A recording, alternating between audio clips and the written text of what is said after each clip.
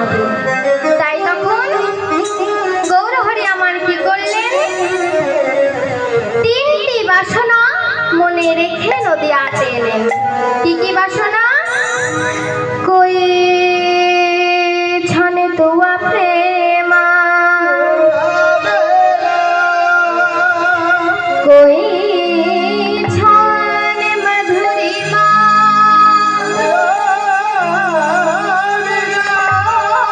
কই ছনে সুখেতে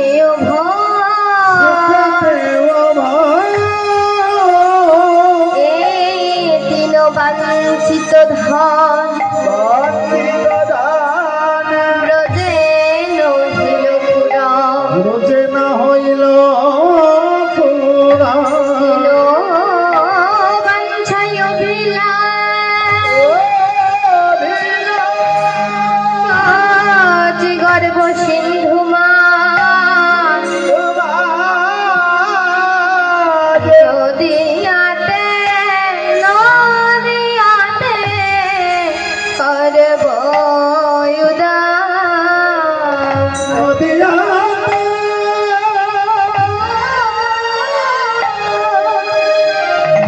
নদিয়াতে হইব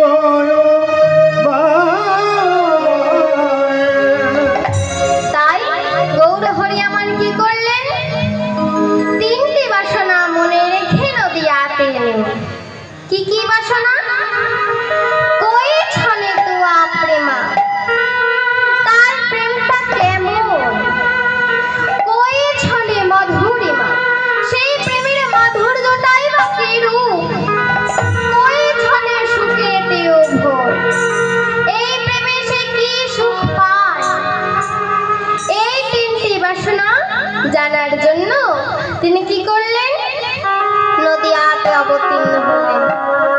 অন্তরে গৌর, অন্তরে কৃষ্ণ আর বহিরে গৌর, রাধা ভাব আশ্রয় করে তা নবদ্বীপে এসেছে। এসে প্রিয় পরিকরকে ডেকে কি বলছে,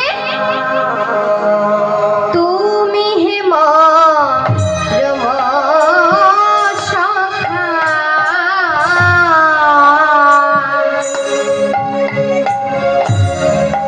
পরম দেহা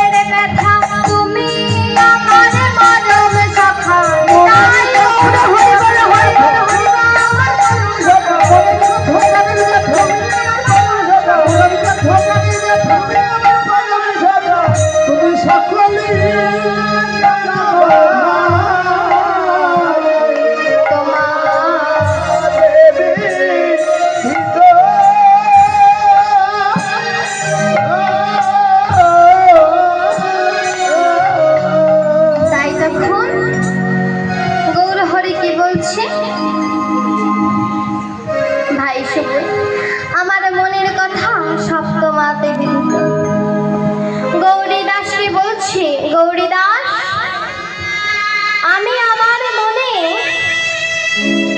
যত ব্যথার কথা সব তোমাকে বলি। কেন জানো? কারণ তুমি সব জানো তাই।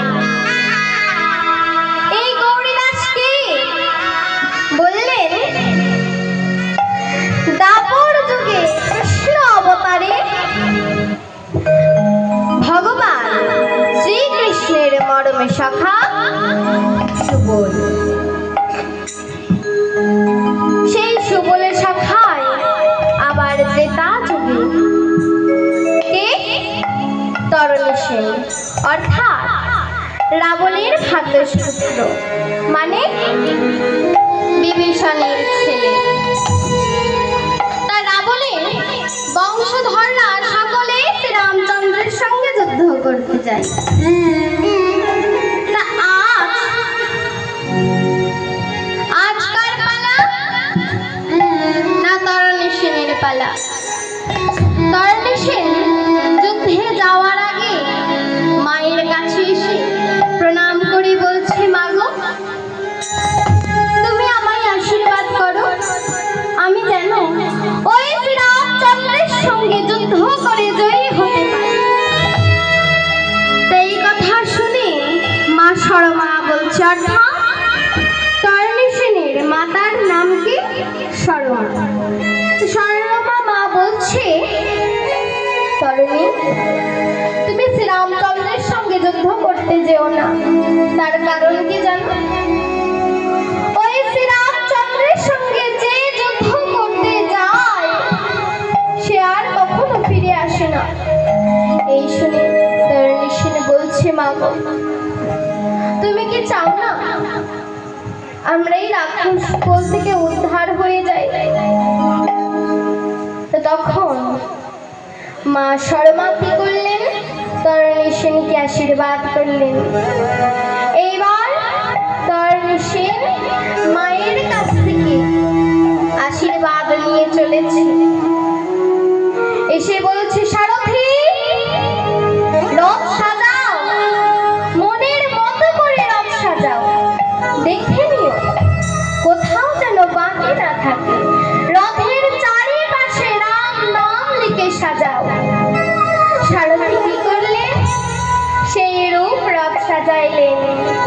এইবার সেই তরণী সেন রথে উঠে রওনা দিলেন। কোথায়? না যুদ্ধক্ষেত্রে। যুদ্ধক্ষেত্রে এসে উপনীত হলেন। ওই রণবাজনা শুনে শ্রীরামচন্দ্র এসে বলছে, বিভীষণ, ও বিভীষণ, দেখো না এ আমার কেমন ভক্ত, আমার সঙ্গে যুদ্ধ করতে এসেছে, তবু রথের চারিপাশে আমার নাম লিখে। তা এই শুনে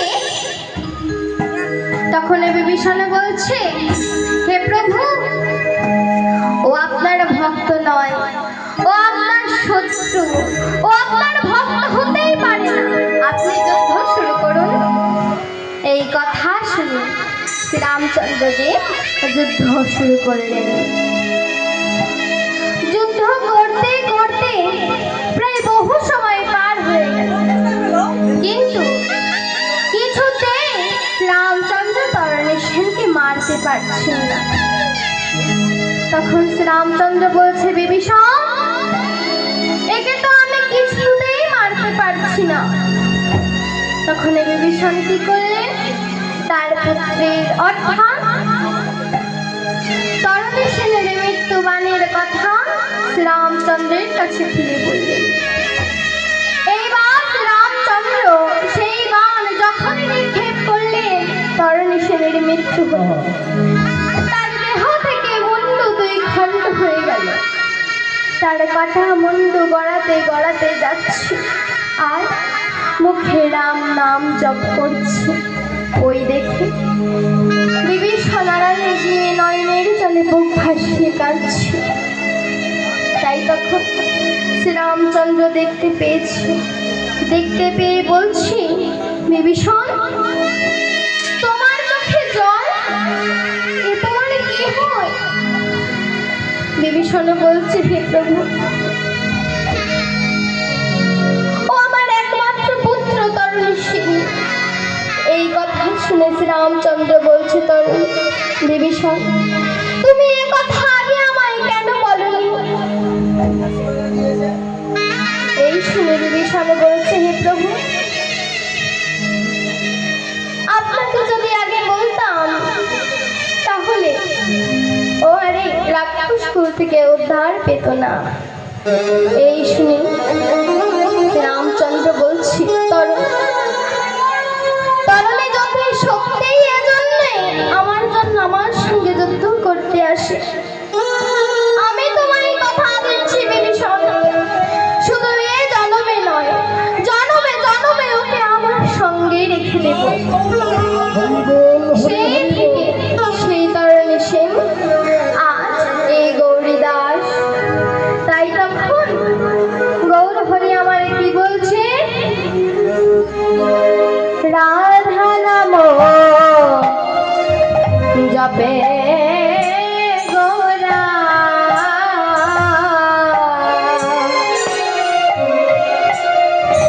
আজ পর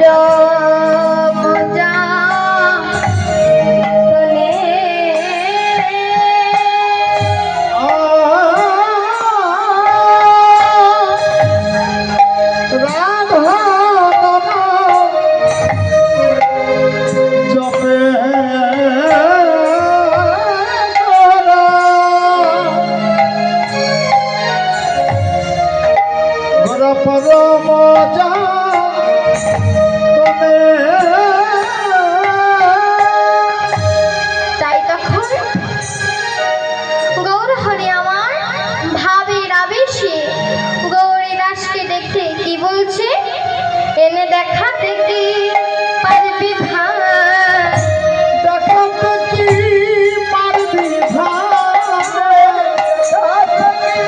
পারবি ভাই, দেখাতে কি পারবি ভাই, এনে দেখাতে কি পারবি ভাই, সেই প্রেমময়ী রাধারে দেখাতে কি পারবি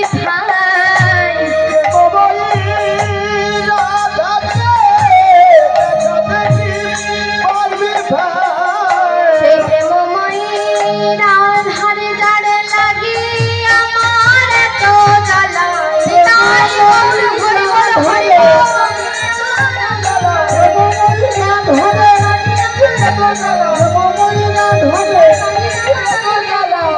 এনে দেখাতে কি পারবি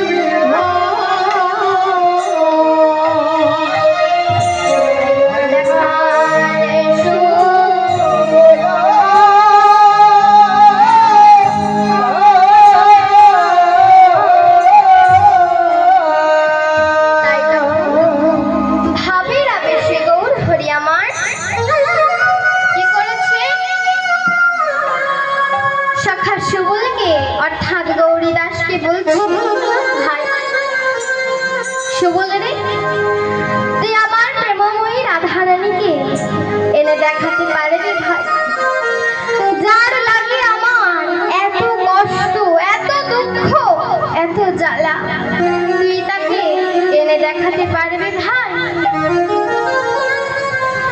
এ রাধা মোহন দাস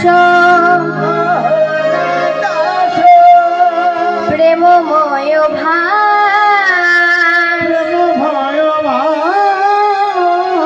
গোপত গৌরাঙ্গ লীলা করিলা প্রকাশ,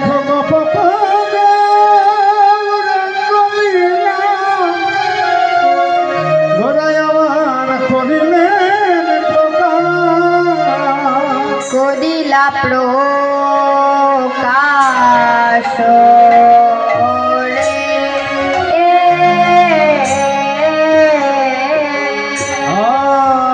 গৌরঙ্গ লীলা করিলা প্রকাশ রে।